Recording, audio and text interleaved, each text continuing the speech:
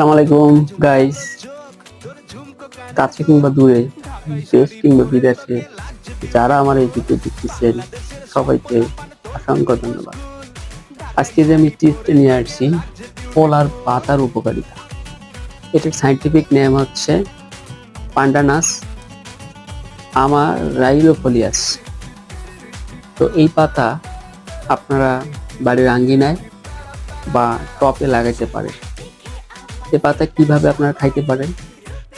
এ পাতা চায়ের মধ্যে দিলে চায়ের ঘ্রাণ কলার মতো হবে এবং মন প্রফুল্লে ভরে যাবে। এ পাতা অবশ্যই পায়েসে খাওয়া যেতে পারে, আর পোলায় খালে এর স্বাদ অতুলনীয়, প্রায় 3 গুণ বেড়ে যায়। তো এই গাছটি অবশ্যই লাগাবেন ও যত্ন নেবেন। থ্যাংকস।